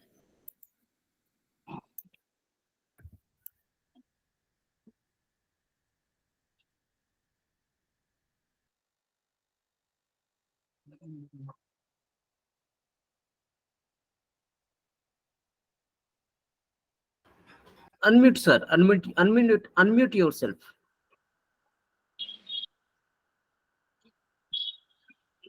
ఈరోజు ఈ సమావేశానికి విచ్చేసినటువంటి పెద్దలందరికీ ప్రభు అయినటువంటి యేసుక్రీస్తు వారి నామములో శుభములు తెలియజేసుకుంటూ ఉన్నాను. అలాగే ఈ కార్యక్రమాన్ని నిర్వహిస్తున్నటువంటి సహోదరి శాంతకుమారి గారికి ప్రత్యేకమైనటువంటి అభివందనములు, అలాగే ఆకుమర్తి నాగేశ్వరరావు గారికి అభివందనములు. ఈ సమావేశంలో చాలా మంది పెద్దలు మాట్లాడారు. ముఖ్యంగా నాకు ఆత్మీయులు, నా ప్రియమైనటువంటి స్నేహితులు డాక్టర్ సిరివెల్ల ప్రసాద్ గారు, అలాగే అన్నగారు కొరి వినయ్ కుమార్ గారు, సో అందరికీ ప్రత్యేకమైనటువంటి వందనాలు. ఆల్ ఇండియా క్రిస్టియన్ ఫెడరేషన్ నుండి తెలంగాణ రాష్ట్ర శాఖ మాజీ అధ్యక్షులుగా ఉన్నటువంటి రెవరెండ్ డాక్టర్ డేవిడ్ కడారి గారు ఉన్నారు. అలాగే మాకు ముఖ్యమైనటువంటి అన్నగారు నీలయ్య గారు, ఇంకా చాలా మంది పెద్దలందరూ ఇక్కడ చేరి వచ్చినందుకు మీకు ధన్యవాదాలు తెలియజేసుకుంటూ ఉన్నాను. అయితే అనేకమైనటువంటి విషయాలు మాట్లాడారు, చాలా విషయాలు మాట్లాడారు. మంచి మంచి విషయాలన్నీ కూడా, అంటే ఈరోజు ఒక మంచి చర్చ జరగడం అనేటువంటిది అభినందనీయమైనటువంటిది. వివిధ అంశాల మీద చర్చ జరిపించారు. అయితే ముఖ్యంగా ఒక చిన్న మాట ఏంటంటే, ఆల్ ఇండియా క్రిస్టియన్ ఫెడరేషన్ గురించి ఒక మాట చెప్తాను. ఆల్ ఇండియా క్రిస్టియన్ ఫెడరేషన్ అనేటువంటిది 1996వ సంవత్సరం జూన్ 20న మేము ఏర్పాటు చేశాము. ఒకే ఒక సింగిల్ ఎజెండా. ఈ సింగిల్ ఎజెండా ఏంటంటే, దళిత క్రైస్తవులకు ఎస్సీ హోదా కల్పించాలనేటువంటి ఒక సింగిల్ ఎజెండా తోటి మేము ఆల్ ఇండియా క్రిస్టియన్ ఫెడరేషన్ ను స్థాపించి గడిచిన 26 సంవత్సరాలుగా దళిత క్రైస్తవుల ఎస్సీ హోదా కొరకు కృషి చేస్తూ ఉన్నాము. ఇదే అంశం పైన సుప్రీం కోర్టులో కూడా ఒక పిటిషన్ వేశాము. Writ petition civil number 579 of 2009. So ఇది ప్రస్తుతానికి చివరి దశలో ఉన్నది. అయితే కేంద్ర ప్రభుత్వము కేజీ బాలకృష్ణ గారి కమిటీని ఒక దాన్ని ఏర్పాటు చేశారు. అది కానీ లేకుండా ఉంటే ఫైనల్ జడ్జిమెంట్ రావాల్సినటువంటి టైం ఇది. సో అయినప్పటికీ మరి త్వరలోనే మనకు న్యాయం జరుగుతుందనేటువంటి విశ్వాసంతో మేము ముందుకు వెళ్తూ ఉన్నాము. ఈ దళిత క్రైస్తవుల అంశం కొరకు మీ అందరి ప్రార్థన సహకారం ఎంతో అవసరమై ఉంటుంది. అయితే ఈరోజు శాంతకుమారి గారు చెప్పినటువంటి అంశము, అంటే ఏదైతే క్రైస్తవుల మీద దాడులు, సంఘాలు, మందిరాలు, దేవాలయాలు కూల్చివేత అనే అంశం మీద మాట్లాడేదాని కొరకు చెప్పారు. అయితే పెద్దలందరికీ నా రిక్వెస్ట్ ఏంటంటే, ఇది చాలా పెద్ద అంశము. నా రిక్వెస్ట్ కేవలం ఇదే అంశం పైన మరొక రోజు మీరు 1 గంట 2 గంటలు చర్చ జరిపించుకుంటే, ఎందుకంటే మరి ఆంధ్రప్రదేశ్, తెలంగాణ, ముఖ్యంగా మన తెలుగు రాష్ట్రాల్లో ఏం జరుగుతుంది, క్రైస్తవుల మీద ఏ విధమైనటువంటి హింస జరుగుతుంది ఏంటి అనేది మనము సంపూర్తిగా సవివరంగా చర్చించాలి అని మనం అనుకున్నప్పుడు తప్పనిసరిగా దీని మీద కాస్త సమయం తీసుకోవాల్సి వస్తుంది. కనుక మరి పెద్దలైనటువంటి వారు మరొకసారి ఈ అంశం పైన పెద్ద స్థాయిలో చర్చ పెట్టి చర్చిస్తే బాగుంటుంది.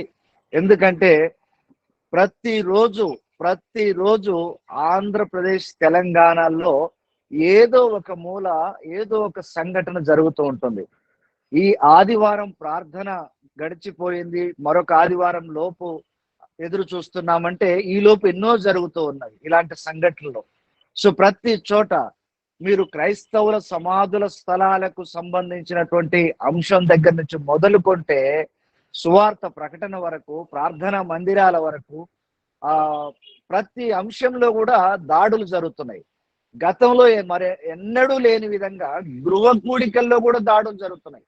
అంటే సొంతం ఎవరింట్లో వాళ్ళు ప్రార్థన చేసుకోవాలంటే కూడా సొంత గృహ కూడిక, తమ సొంత గృహము, వాళ్ళింట్లో వాళ్ళు ప్రార్థన చేసుకునే దాని కొరకు కూడా ఏమడుగుతున్నారు, మీకు పోలీస్ పర్మిషన్ ఉన్నదా, ఎవరో వచ్చి మోరల్ పోలీసింగ్, మీకు పోలీస్ పర్మిషన్ ఉందా అని అడుగుతున్నారు. అంటే ఇంట్లో ప్రార్థన చేసుకునే దాని కొరకు కూడా పోలీస్ పర్మిషన్లు కావాలి. మరి అలా ప్రార్థన చేసుకుంటే వాళ్ళే రివర్స్ లో పోలీస్ కేసులు పెట్టి వీళ్ళనే జైలు పాలు చేస్తున్నటువంటి పరిస్థితులు ఉన్నాయి. సో సమాధుల స్థలాల దగ్గరికి వచ్చేసరికి క్రైస్తవ సమాధుల స్థలాలను ఆక్రమించడం, వాళ్ళు సమాధులు చేసేటువంటి చోటకు వచ్చి కొన్ని విగ్రహాలు పెట్టి అక్కడ పూజలు చేసి దాన్ని ఆక్యుపై చేసేటువంటి క్రమం, ఇట్లాంటి ఎన్నో జరుగుతున్నాయి. కాబట్టి ఆ అంశాలన్నిటినీ కూడా వన్ బై వన్ మనం చర్చిస్తూ ఈ సమస్యకు పరిష్కారాలు కూడా మనం కనుగొనగలిగి ఈ సమస్యల కొరకు ప్రజలను ఎలా చైతన్యం చేయాలి అనేటువంటి అంశాలన్నీ కూడా మాట్లాడాలి అంటే దీని కొరకు మంచి సమయం తీసుకొని జాగ్రత్తగా మనం మాట్లాడి ఈ ప్రజలకు, మన సమాజానికి ఒక మంచి సందేశాన్ని అందించగలిగితే బాగుంటుంది. ఎందుకంటే ఒకవైపు దాడులు జరుగుతున్నవి అటువైపు, కానీ ఇటువైపు ఏ స్పందన లేదు. ఎందుకంటే మనం దాడుల గురించి ఒక్కటే చర్చిస్తే సరిపోదు.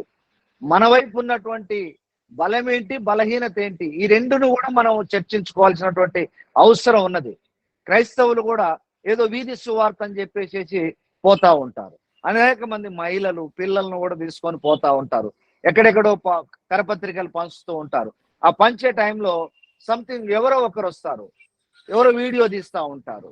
ఆ తీసే క్రమంలో వాళ్ళు మీకు పర్మిషన్ ఉందా, మీరు ఎక్కడి నుంచి వచ్చారు, మీరు ఏంటి, ఇది అది అని చెప్పేసి వాళ్ళని ప్రశ్నిస్తుంటే అక్కడ నిలవబడి గట్టిగా వారికి సమాధానం చెప్పాల్సినటువంటి క్రైస్తవులు తల దిక్కున పారిపోతూ ఉంటారు. పోలీసులు వచ్చి పట్టుకుంటే మమ్మల్ని క్షమించండి, మాది తప్పు అయిపోయింది, ఇంకోసారి ఇట్లాంటి పనులు మేము చేయం అని చెప్పేసి చెప్తా ఉంటారు.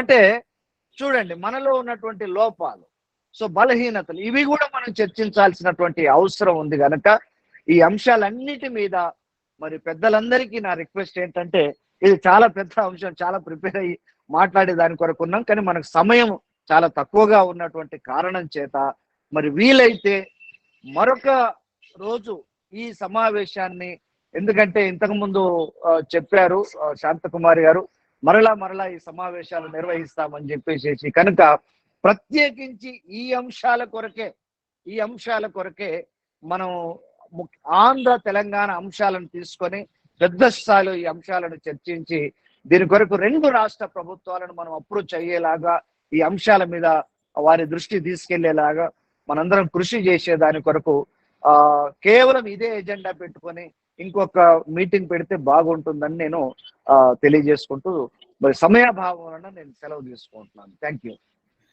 Definitely, brother. Thank you so much. And it was so encouraging and very much motivating. And we shall follow you. And you are always part of our core group. Thank you. So, yeah, we now hand over the floor to Professor Akumarthi Nageswarrao Garu to address on current state of Dalit Christians and social identity. What is their social identity? And I know that some questions are there, so we are waiting until Dr. Professor Akumarthi finish, and then we'll take some questions to your targeted persons. Yeah, thank you, Dr. Santa Jetty Garu, for giving me this opportunity to share some of the thoughts on current state of Dalits social identity.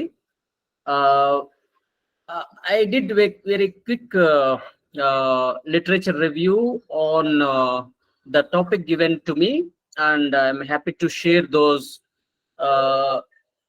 things in very quick manners, because due to paucity of time, I will stick to time. And recently there was a good paper by, it was written in 2011. There was a paper which was published by Raj Bharat Patta. Why I recommend and advise this paper? This paper covers entire issues related to the social identity of Dalit Christians in India. So Raj Bharat Patta strived and and presented those views in very academic manner. So the title of the paper was, it's with me, By Faith Christian, by Law Hindu, by experience outcast. So these three terms are very important to us to understand whole crux of the my views. The paper is it has also subtitle, that is multiple identities as an imposed marginality and as a space for resilience for Dalit Christians. Multiple identities are existed among Dalit Christians. One as their origin of family and caste group, and once they try to come out from the clutches of this Hinduism and its religious impositions on Dalits, again new identity has come. So after over a period of time, the Dalit Christians undergone under several scourges and yokes. So post 2014 elections and 2019 elections, the situation is further aggravated. Formation of government by BJP under the stewardship of Narendra Modi.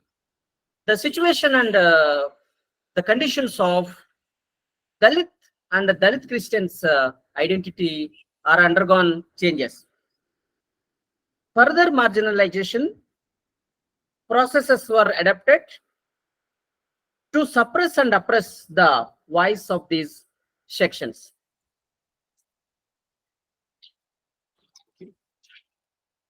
Despite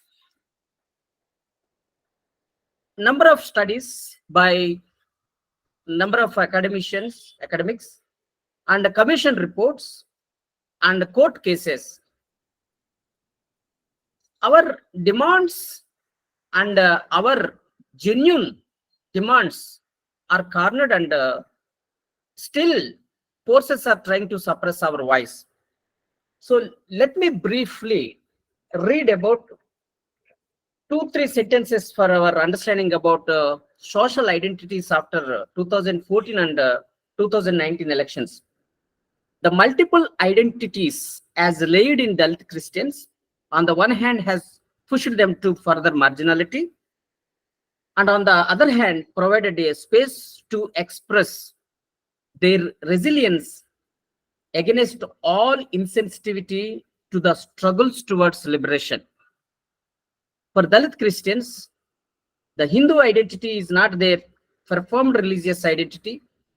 Their experience as outcasts as a continuing identity is a challenge for the church and society to overcome the marginality and strengthen the resilience of Dalit Christians. These multiple identities of Dalit Christians is a challenge for themselves, as they have to cope up with the kinds of marginality they undergo.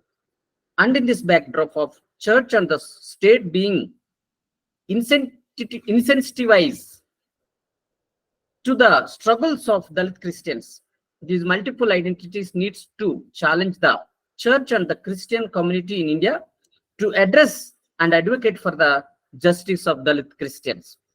In lobbying for the SC status for Christians of Dalit origin in order to establish justice and equality. Dalit Christian struggle for justice is not just a Christian issue, nor just a Dalit issue, but a human rights issue and a constitutional issue in claiming their rights. So the title of today's seminar is, today's meeting is Violence, Atrocities Against Christians. As our elders and experts on this area expressed their views very constructive manner and very powerful manner, the growing violence and the growing number of atrocities against Christians and Dalits to be curbed by the concerted effort by global and local initiatives and organizations. So we need powerful voice to demand and to curb violence and violation of human rights of both Dalits and Dalit Christians, and to demand providing reservation for or any kind of affirmative action for these Dalit Christians. More and more representation should go from all circles to protect Dalits and Dalit Christians, because we have certain questions. Are Dalit Christians human beings? Are they citizen of this country or not? When they are human beings and citizen, do they have rights? Are they eligible to avail benefits or provided or that are available to the citizen of this country? So we need to think, despite our multiple identities, we should come together. No matter the Christian from Suhras, Chamars, Malas, Madigas, Paravans, or Parias, but we should come together. So collective action is required at this juncture. So thanks to the organizers, especially Dr. Shanta Jettigaru, for giving me this opportunity, and other panelists also. Thank you so much. Thank you, brother, Professor Nageswara Garu. So our next agenda is almost finishing, but I want to share something to you for a minute. So take a look at this. Take a look at this, and your suggestions are welcome, but just have a glance at this, please.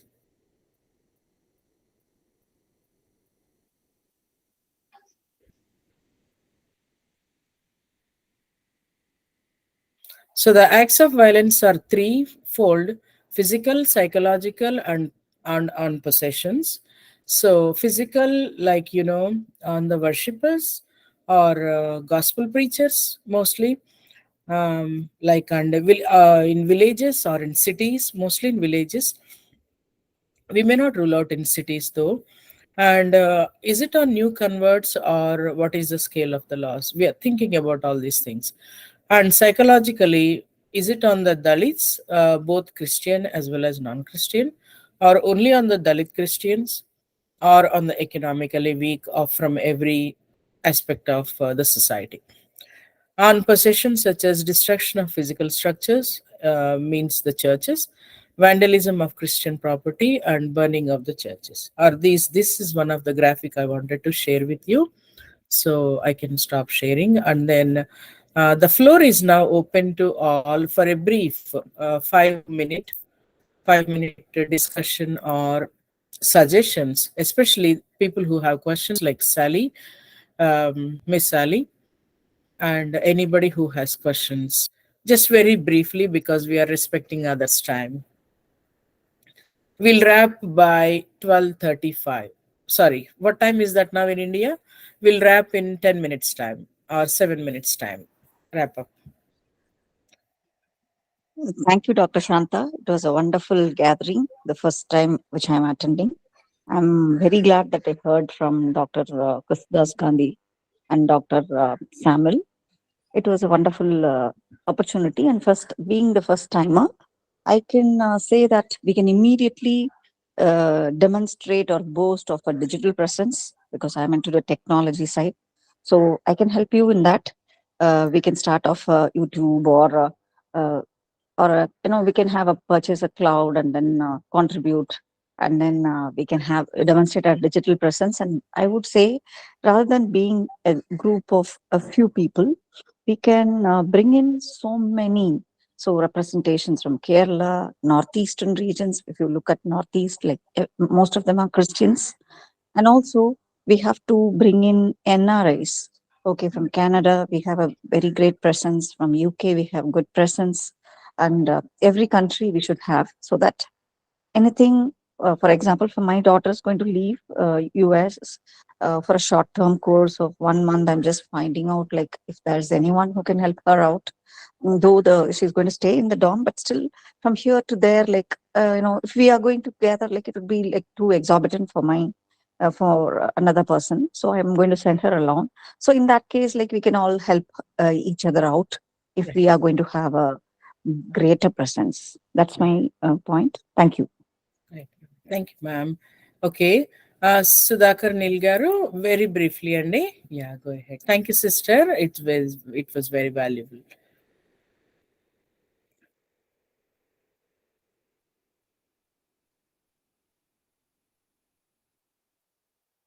Sudhakar Garu, can you speak, Andy?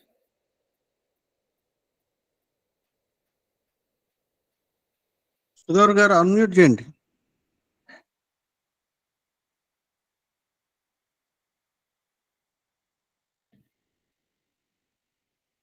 మీరు unmute చేయాలి సుధాకర్ గారు. Yeah. Now, Yeah, we can hear you now. can you hear?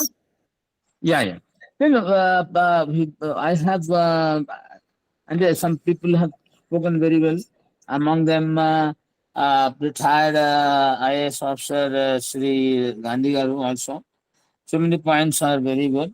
But somewhere I heard I could not make out exactly what is he trying to convey.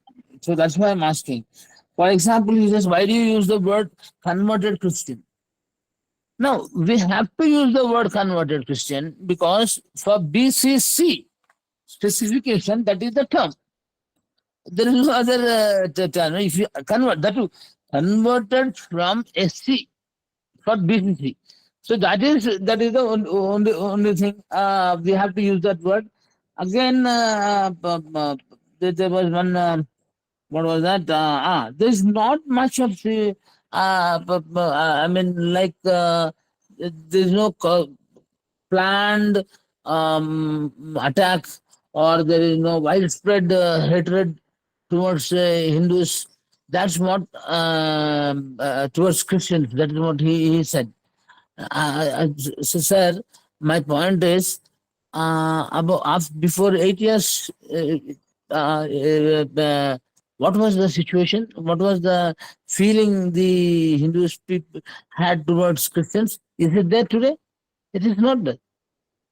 Today, they think that they have to unite, all Hindus must unite. That consciousness, that is excess nationalism or whatever you call, that is that deliberately promoting that idea that they are all one. Because once they criticize or beat Dalit, minority, then all majority will say it is right. These are the fellows who don't belong here. That type of deliberately, that's why I'm saying. Because this is the time, this is RSS is behind. RSS, what RSS does, it does very, very silently, whatever it has to do. It has spread over all the places. They are doing a lot of work. And they say in Panchajanya, they say our first enemy of what is that? Communist, second enemy Muslim, third enemy Christian. There is a chapter written like that in Panchajanya, bunch of thoughts by Guru Golwalkar. This is all their idea. This is a fascist government. It will slowly, it will become a threat to nationhood. They wanted theocracy. And here, theocracy involves attack the Dalit. We are all Dalits. 90% of the Christians are Dalits here. So this is something to be taken up seriously. That is what I would like to. I urge upon you to, take this thing seriously, because we are not doing anything against them, but they have a plan. Right. In Kerala again, in Kerala, one last one. In Kerala recently, one bishop has said one MP will come from Kerala for one BJP MP. That is what he's almost promising BJP or something like that. It is there. There's some understanding. And when these people they had a talk, this Kerala again, this Syrian Christians only. So they top people. They had a talk with Amit Shah. Third thing, the RSS has recently said that they would go to every house and they will convince all Christian houses. They will go and meet and they want to convince. So in Kerala, it is a place where nothing was there. And 10 years back, it was simply no religious problem there at all. It is there now. The fundamental point is they want to rule this country by talking about Hindu Rashtra, by evoking religious emotion. Yes, Once they want to do it, then you and I are out. Thank you, ma'am. Thanks Thank for you, the time sir. given. I would like to acknowledge three people here. Neelaya Jyoti Garu, he was very passionate about this cause. David Kadari Garu and Sanjay Bhattacharya, Dr. Sanjay Bhattacharya. So, can you please briefly talk for a moment of your thoughts? And next time I will include you as the speakers, but this time please excuse me. And Neelaya Jyoti Garu, could you please proceed now? Good morning to you all, and good evening to you, Dr. Shanta. And nice to see many of my friends here on the screen. Several, I can't name the people because so many people are my friends. And nice to listen to Dr. Prasad, Dr. Vinay, Dr. Vinay Kumar Parvi, and Vijay Gaddapati. So nice to listen to. I mean, some of the other senior people also I have happened to listen right from the beginning. I was there, but I was running around here and there. But still, I can't. The point that I wanted to discuss is, I think people have discussed several issues, but I think the other point that is, I think basically we are talking about, one is our share as Dalit Christians in, I don't call it as reservation, but as status. That's one important thing that AICC is doing it under Vijay's leadership. The second part, very important point, is anti-conversion laws and its related atrocities on Dalit Christians. These two things I think we need to focus in the later stage. As mentioned earlier, I think it is important that we focus on some of those areas. I mean, you have very categorically put what are the areas of anti-Christian activities that are in one of your presentations. You have put it in a table or in a flow chart. I think let us address that as an important area next time. Focus on that only. I think as Dr. Prasad and Vinay, Mr. Vinay said, I think there are enough concepts, understandings, value systems, and all those things. I think now we have to really focus on the action.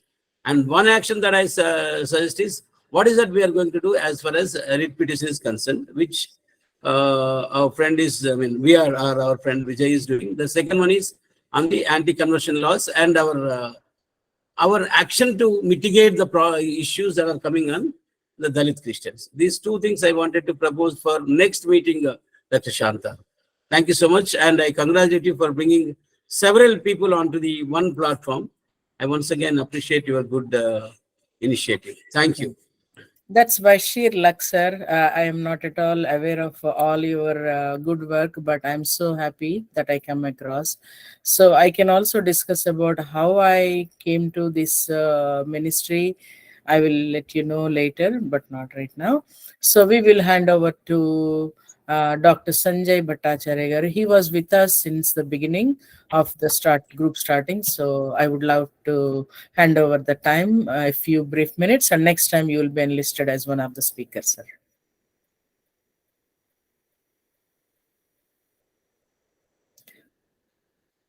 Dr. Sanjay Bhattacharya, can you unmute yourself? You are in the call.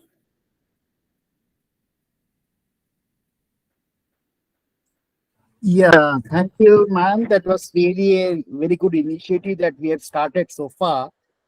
And we talked a lot of things regarding the strategy that we should have in place. We should incorporate the people who are very influential Christians and India. They can also be the part of this forum. And there should be good legal professionals also who can give the legal perspective to bring about a impact or transformation in the existing system that is happening over here. And next time, I would like to I would like to talk more on the role of a Christian in this current scenario. Thank you so much for keeping me a part of this forum. I assure that I'll be a good contributor to this forum. Thank you so much. Absolutely, sir. Thank you so much, sir. Next, I would love to Dr. Rajkumari to address a little bit of the congregation, please. Followed by Dr. Para.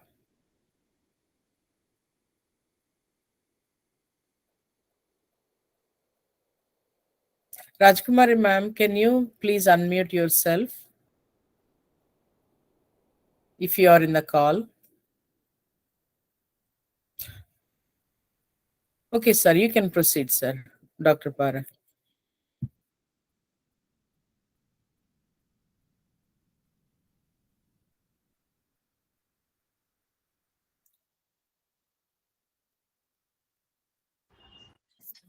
Dr. Para, your voice is not.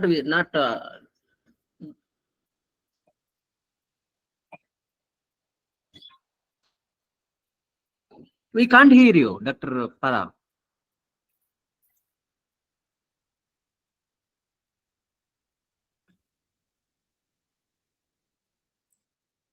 No.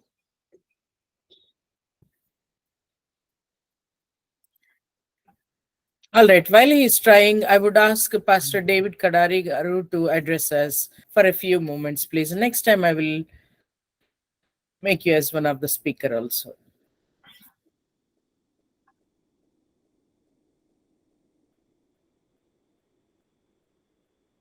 Unmute yourself, sir.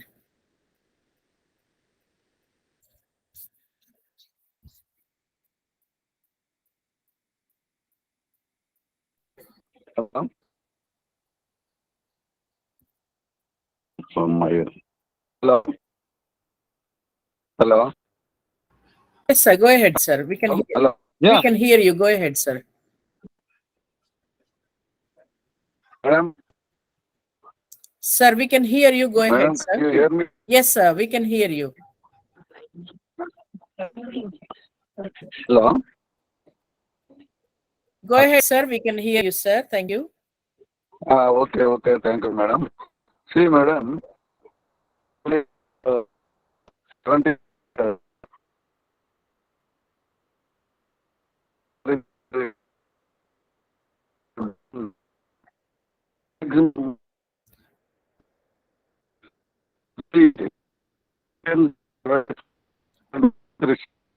Your voice is breaking, sir.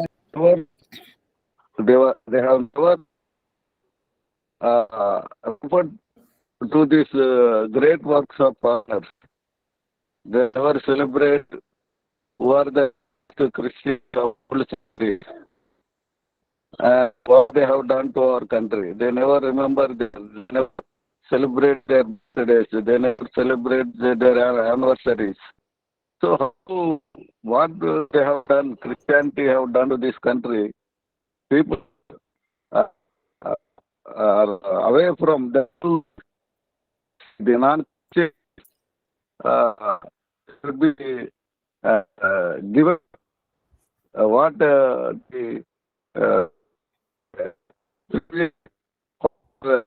Christian missionaries. Second thing I want to refer to is the church in India has absolutely failed. Just they are reading some Bible verse and telling, doing some devotion on that. Then politics. When you don't have any participation in politics, how can you have a right to question the authority power? You have no participation in politics, and you have no right to question the authorities in power. So that is one of the things. One thing is, already our brothers have had one BJP MP has testified that no forceful person in the country has happened so far. He belongs to BJP party from Kerala. So, my point of the view of this thing, our churches should get reformed. And one more thing, madam, Sister Shanta, I will bring to your notice. Yes, sir. One Yes. rape case happened in Andhra Pradesh. She is Christian. No bishop, no cardinal, no archbishops, no pastor have gone to see that girl. See, what are we really preaching the word of God? Are we really Christians, madam? You're right. See, today, what made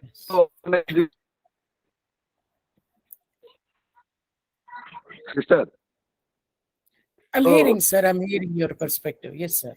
I'm very people sympathetic like about you that. should have come out Yes, sir. 2 decades or 3 decades back one, but no pastor, no bishop, no bishop, no cardinals are there in India. They never represent any issue that coming across the Christians in India. Yes. What I want to say, Sister Shanta, you kindly organize one more this thing, bringing all people are, if possible, you take all continents, if possible, or Okay, sir. at least India, total 20 states like that. Yeah, This will some be are a not really, sorry to interrupt. Some are not really your accountable efforts, to what we do. So we cannot Shanta. control them, sir. We can only Sir, ask them. We cannot force them to be part this of is this this is a meeting. booster. What you are doing is a booster for our Christians. Yes, We are sir. Yeah. very, I'm very, very happy. 100%. We are very, very 100%. See, our brothers have told all the history and all those things. That has happened. That has got no relevance to this present age. We have Right. to fight against the social evils. So educate Christians. The church has the responsibility to educate, to fight against the social evils. Right. See, some Christians are referred to the name of William Carey, who was a missionary to India. Right, So sir. that you bring out in the near future, madam. This is a request and I thank you, madam. Sure, sir. We will get into dialogue of what is a requirement, and definitely we will bring on the table and next agenda while we formulate. Then it will be very helpful, sir. So let us end the program. Concluding remarks is that several of you have expressed several valuable opinions. So I will compile all these and make it into a memorandum. I also made a memorandum template to be presented to the Chief Minister of Andhra Pradesh. And people are there are doing good work according to reports yesterday. But we have to do our own part. Then only this movement can be strengthened. And if not now, a few years later at least, the fruits of the labor can be seen. So that's what I believe. And I am honestly to be with you, I'm reaching you guys on my own. I don't have any lead. I don't have any people are using our organization to further their interest. I have been seeing that. But we are very liberal in that perspective. And let them prosper at our behest. No, prosper in the sense like reach out to people, make their own groups and all. That's fine. But I believe in my micro efforts, and you're all with me, and that's all I want. So with this, I would appreciate everyone, including Mr. Timothy Jetty, my husband, who is the co-host here, and then uh, he could not speak today because he's not like coughing is coming a bit little badly, so he could not speak. But however, all of you really appreciate, and Vinay Kumar sir, and you are very new to me, but still the cooperation you gave, and also Vijay sir, and Rajmohan sir, and Akumarthi sir, and Neela Jyoti sir, and everybody, all of you are wonderful.